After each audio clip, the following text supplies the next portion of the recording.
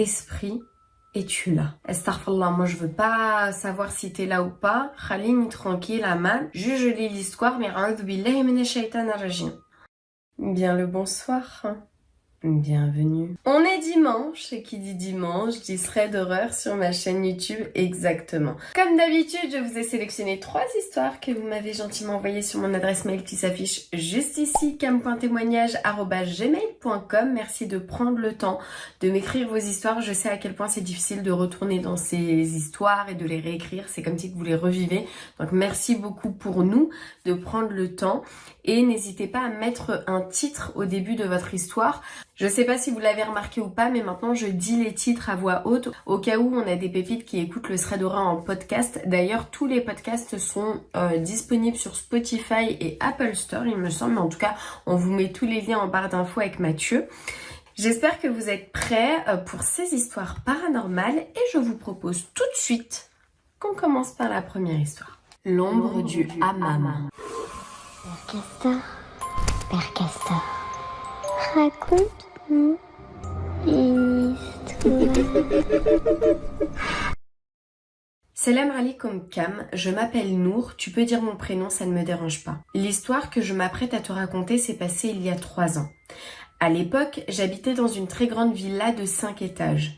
Il faut savoir que quand on entrait dans la maison, il y avait la porte principale juste en face. Sur la droite, il y avait un escalier qui menait au jardin, ainsi qu'à la porte de la cuisine.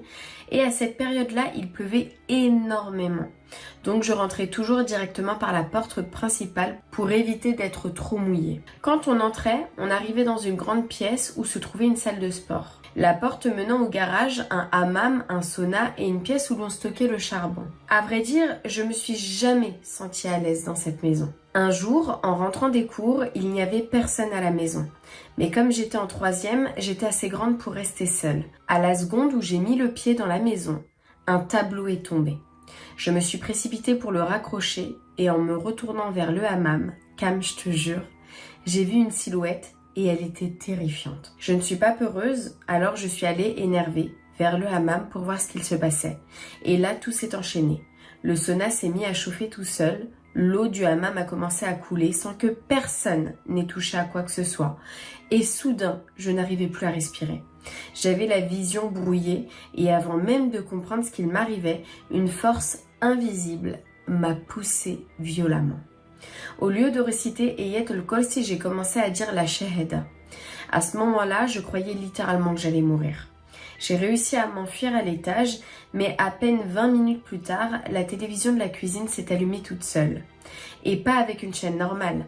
Il y avait ce fond bizarre gris avec un bruit parasite comme kshhh. Oui, on voit très bien. C'était exactement ça.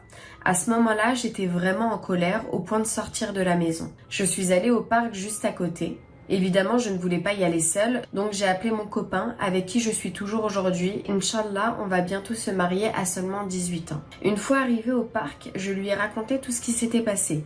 Il m'a regardé et m'a dit « Nour, si tu veux, je peux te raccompagner et vérifier ce qui ne va pas. » J'ai accepté.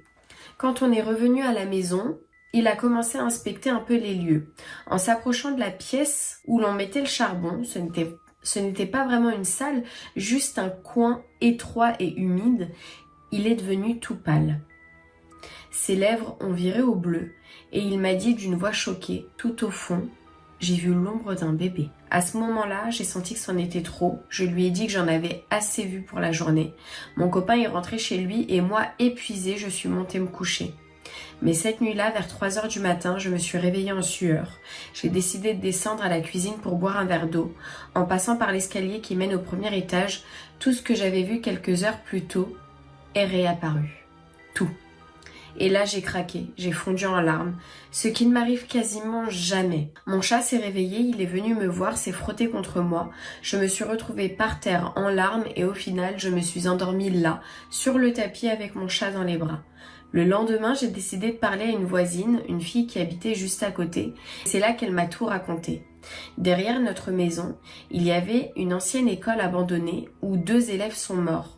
Le voisin d'à côté était schizophrène, il a volé avec un i et battu ses enfants. L'ancien propriétaire de notre maison était connu pour être méchant, il avait des conflits avec tout le monde et surtout il avait déjà pratiqué de la sorcellerie. 3 semaines après, ma famille et moi avions déménagé. Depuis, tout va mieux, j'ai eu mon bac, je vais bientôt me marier comme je te l'ai dit. Mes 2 frères aussi sont mariés et ont de magnifiques enfants, machallah. Bisous, prends soin de toi. Merci ma pépite pour ton histoire. Après, je sais pas ce que vous allez penser de cette histoire mes pépites, mais en fait je trouve qu'il manque pas mal d'éléments. Notamment le fait que, ta famille ont vu des choses aussi. Est-ce que eux se sont plaints de certaines choses? Après je pense que si vous avez déménagé, c'est pas pour rien, on déménage pas comme ça. Je pense que eux aussi se sentaient mal à l'aise. Ça venait du hammam, clairement c'était par là-bas. Après je comprends pas la corrélation entre le bébé, en fait le bébé fantôme qu'a vu ton futur mari, Inch'Allah, et les histoires après comme quoi y avait des... L'ancien propriétaire était méchant, il a agressé ses enfants, il les a également battus. Derrière votre maison, il y avait une ancienne école abandonnée où 2 élèves sont morts. Je vois pas la corrélation entre les deux. N'hésitez pas à me dire mes pépites ce que vous en pensez en commentaire. Peut-être que j'ai loupé un élément. Merci ma pépite pour ton histoire. Alhamdulillah, aujourd'hui tout va mieux. En tout cas, franchement ta réaction est iconique. Le fait que tu descendes boire de l'eau à 3h du matin. Moi la vérité, je vis tout ce que tu vis dans cette maison. 3h du matin, je meurs de soif. Il n'y a pas de souci, je crève de soif. Je ne descends pas comme ça. Je vous propose tout de suite qu'on passe à la deuxième histoire. Un djinn amoureux et sorcellerie avec des preuves. Père Castor, raconte-nous une histoire. Salam alaikum Kam, je voulais te partager mon histoire pour avoir ton avis et tes conseils. Tout a commencé début septembre 2022, quand Yacine est né finalement. Super, hein. Lorsque j'ai repris mes études. À ce moment-là, j'ai rencontré celui qui est aujourd'hui mon mari. Tout s'est passé de manière très naturelle et mignonne. En novembre 2022, il m'a avoué ses sentiments et nous avons décidé de nous mettre ensemble. Même si lui était musulman et moi encore non croyante à cette époque, depuis alhamdoulilah je me suis convertie. Les choses avançaient bien. Je suis allée chez sa maman, il venait chez moi. J'ai une petite fille d'une précédente union et ma propre maison. Peu de temps après, j'ai commencé à avoir de gros problèmes de peau. Des démangeaisons terribles aux jambes, à tel point que j'avais envie de m'arracher la peau. Le lendemain matin, en me réveillant, mon mari m'a regardée avec inquiétude et m'a dit « Leïla, qu'est-ce que t'as fait ?» Je ne comprenais pas. Il m'a montré mes jambes. Des hématomes énormes étaient apparus comme si j'avais été battue. J'ai essayé de rester calme, pensant que j'étais peut-être maladroite, mais ce qui m'a étonnée, c'est qu'en appuyant dessus, je ne ressentais aucune douleur, ce qui est inhabituel pour des bleus. Les marques étaient surtout à l'arrière de mes genoux. Un peu plus tard, un autre événement bizarre est arrivé. Mon mari était descendu boire, puis remonté. Quand je suis redescendue à mon tour, j'ai découvert toutes mes armoires, frigo, congélateur, ouverts. J'ai refermé et j'ai dit à mon mari que sa blague n'était pas drôle. Et là, il a eu l'air sincèrement inquiet et m'a juré sur le Coran que ce n'était pas lui. Il m'a dit « Je ne savais même pas que tu allais descendre ». Le lendemain, ma fille, qui avait 4 ans à l'époque, s'est énervée toute seule en criant « Non, je ne veux pas que tu fasses mal à ma maman, tu es méchante ». Je suis allée la voir pour lui demander ce qui se passait et elle m'a répondu « La méchante dame veut te pincer ». Je lui ai demandé « Mais quelle dame, de quoi tu parles ?» Et elle a dit « Elle est juste là, maman », en la montrant du doigt. J'ai eu tellement peur que je l'ai filmée à ce moment-là. Sur la vidéo, on voit même que je recule. Depuis, tout a changé dans la maison. Je me sens observée, mal à l'aise. Avant, tout allait bien, la maison était paisible. J'en ai parlé à ma belle-mère qui m'a dit que cela ressemblait à un djinn amoureux. À cette époque, je ne connaissais rien à l'islam, ni au djinn, ni à la sorcellerie. Je n'y croyais pas du tout. Au début, je pensais même qu'elle se moquait gentiment de moi. Mais avec le temps, la situation s'est empirée. Ma fille a commencé à faire des cauchemars. Elle devenait agressive, disait des choses très dures. « Tu ne m'aimes pas ». Ça me brisait le cœur. J'en ai reparlé à ma belle-mère et à son mari qui m'ont dit qu'il était quasiment sûr qu'il y avait quelque chose d'attaché à moi ou à ma fille, un djinn amoureux ou un sort. Notre situation aussi a empiré sur le plan matériel. Mon mari n'arrivait pas à garder un travail plus de quelques mois sans raison valable. De mon côté, j'ai eu de gros soucis financiers et je n'arrivais plus à reprendre mes études malgré ma motivation habituelle. La tension entre mon mari et moi-même augmentait surtout à la maison. En dehors, tout allait bien, mais dès qu'on rentrait, c'était dispute sur dispute. Il y a quelques semaines, mon mari a mis Surat el-Baqarah chez nous. Ma fille a commencé à se gratter jusqu'au sang, se plaignant de douleurs au ventre et a refusé d'aller dans la pièce où passait la sourate en criant « C'est à cause de ta chanson dégoûtante que j'ai mal. » Astaghfirullah. J'étais choquée, je ne l'avais jamais entendu parler comme ça. On a appelé le père de mon mari qui nous a dit que c'était forcément un djinn qui était attaché à elle. Depuis, son comportement est de pire en pire. Agressivité, cauchemars, insultes, violence envers sa petite sœur et son petit frère. Elle dit même qu'elle nous déteste et veut changer de famille. J'ai des photos des hématomes et des vidéos où on voit son comportement. Franchement, Cam, je suis dépassée. Si tu as des conseils ou des pistes à me donner, je suis preneuse. Ok, bon. Alors déjà, ce que t'as sur les jambes, c'est impressionnant. Tu m'étonnes, ton mari, il était choqué. C'est énormément de bleu. Il y a des griffures aussi à ce que je vois. La marque derrière ton genou est impressionnante. C'est bizarre parce que un jean amoureux... Bon, là... Il y a plusieurs caractéristiques. Les bleus sur toi, jean amoureux, voilà, dispute, etc. Tu nous as pas parlé du fait si ton mari il te dégoûtait ou tu ressentais moins d'amour pour lui. Mais bon, comme il y avait des disputes, je pense que ça, quoi qu'il arrive, ça n'allait pas du tout. Après, c'est bizarre parce que aujourd'hui, j'ai l'impression que c'est beaucoup sur ta fille. Et j'ai l'impression que c'est ta fille qui pense que tu ne l'aimes plus. Moi, le conseil que je donnerais, quoi qu'il arrive, c'est Ruqya, même pour ta fille, ça peut arriver à tout le monde.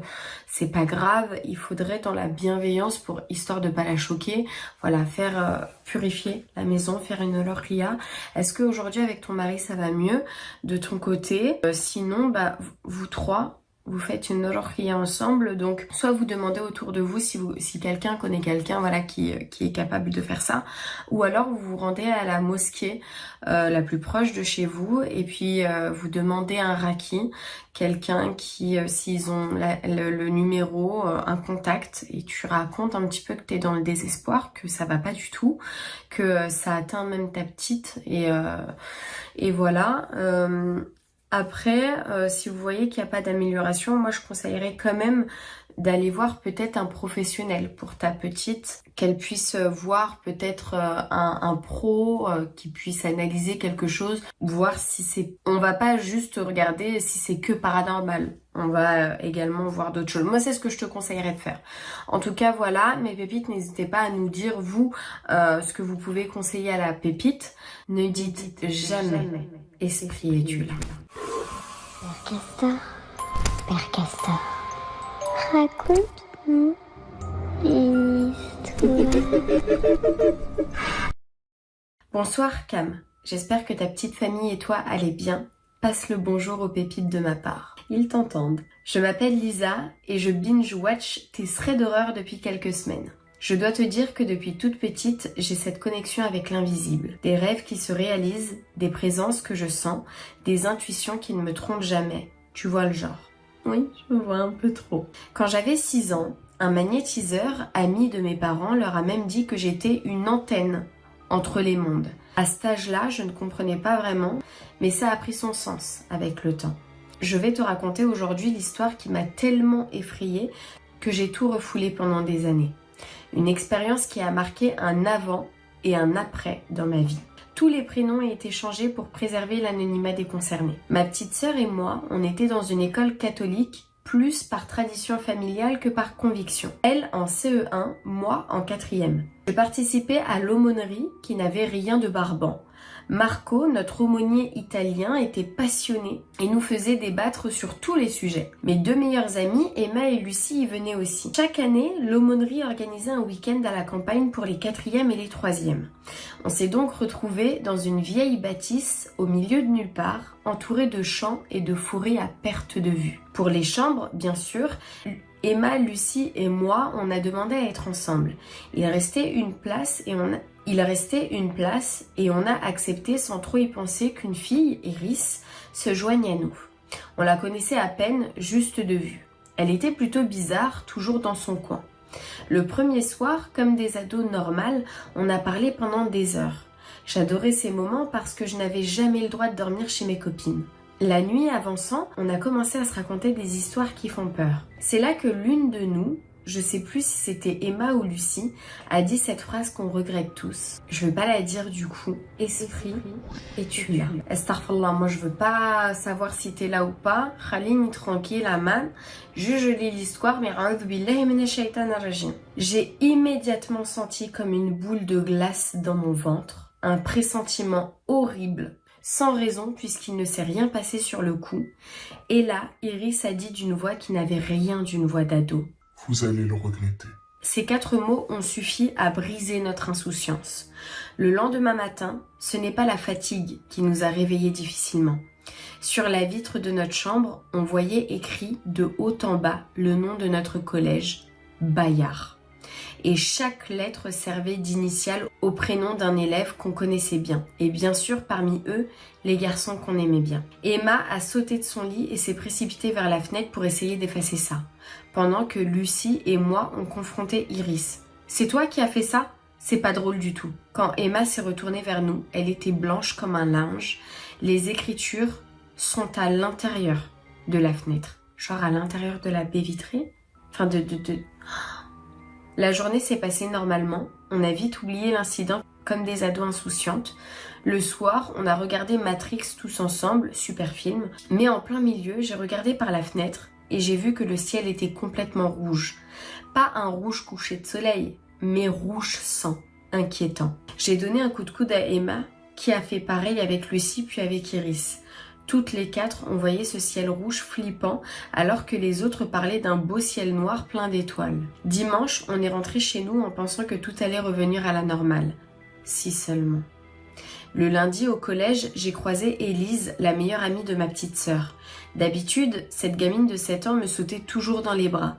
Mais là, quand elle m'a vue, elle est partie en courant, complètement terrifiée. J'ai rien compris. Les 2 semaines suivantes, c'est devenu de plus en plus bizarre. On était parti le week-end du 13 au 15 mars et on avait fait cette invocation dans la nuit du 14 mars. Donc, le 14-03. Et ces chiffres ont commencé à nous suivre partout. Je voyais 14, 3, 143, 314, 3.14 à chaque coin de rue. En cours de maths, comme par hasard, étudier le chiffre pi, 3,14. C'était comme si tout le monde s'était donné le mot pour nous rappeler cette nuit-là. Et puis sont venus les cauchemars. Emma et moi, on faisait exactement les mêmes. Des scènes horribles où on voyait des gens se faire retirer la tête ou éventrer. Soit nous, soit les personnes dont les noms étaient sur cette liste à la fenêtre. On était épuisés, terrifiés. Il fallait qu'on en parle à quelqu'un.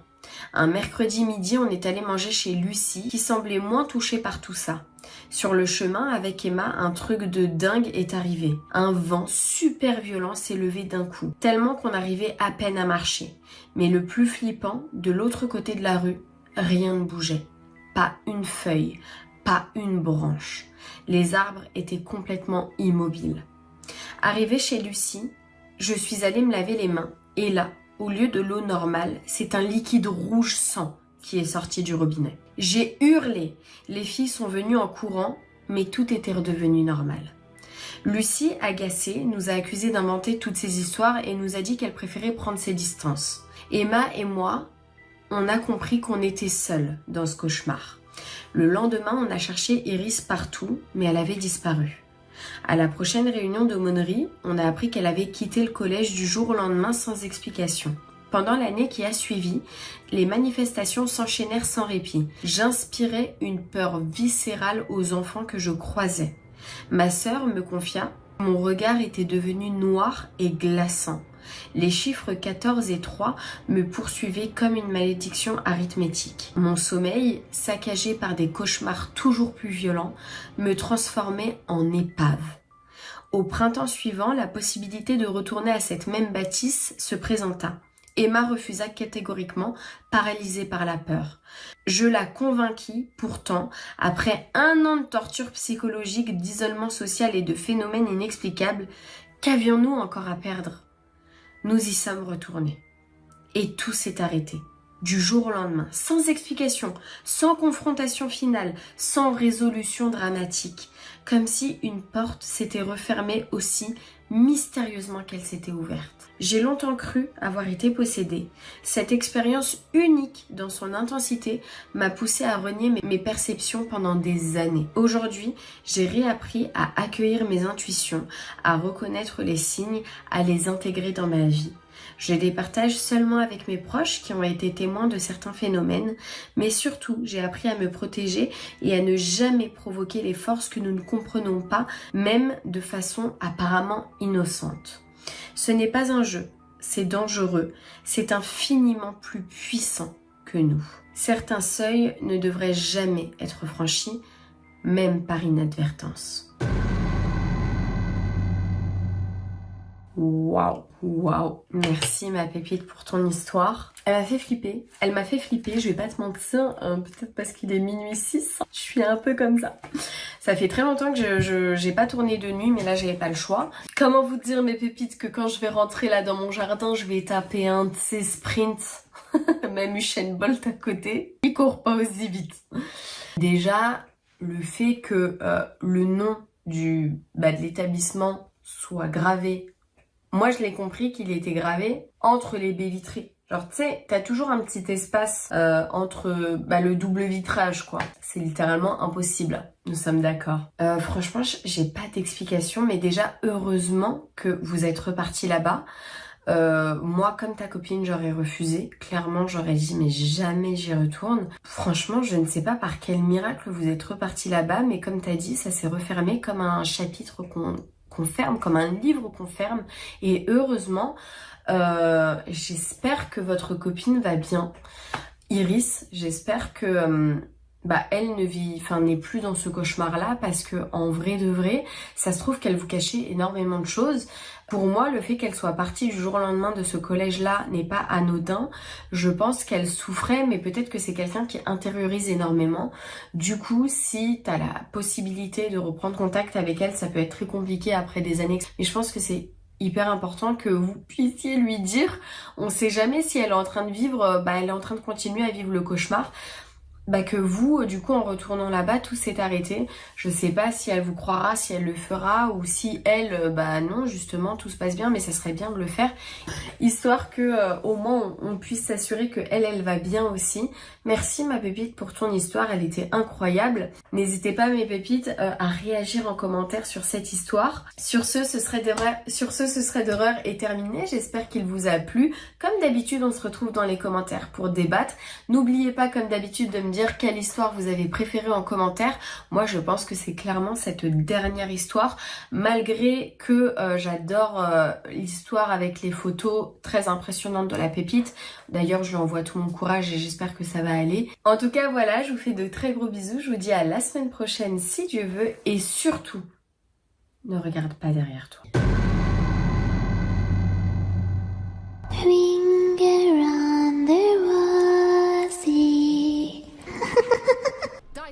Get back to your post. I don't know. I don't know. But there is somebody named Catty the cat, John and took a swing they're at very me. cute using cat emotes. I didn't see it. Leodora pushed me out of the way. Wait, this quest again? May she walk Oh, with no. Ascara. But more will follow her if we Oh do no, not the lady act. died. Fine. The caverns. What is it you propose? Empty them. Draw the wretches out into the open and crush them, all at once. Sketch died, I don't know. You should be resting. Someone had to tend to the wounded. What would it take, Captain? Call out the drowned? We'd need every Amazon left on the island. And most of what we had went to the eastern flank.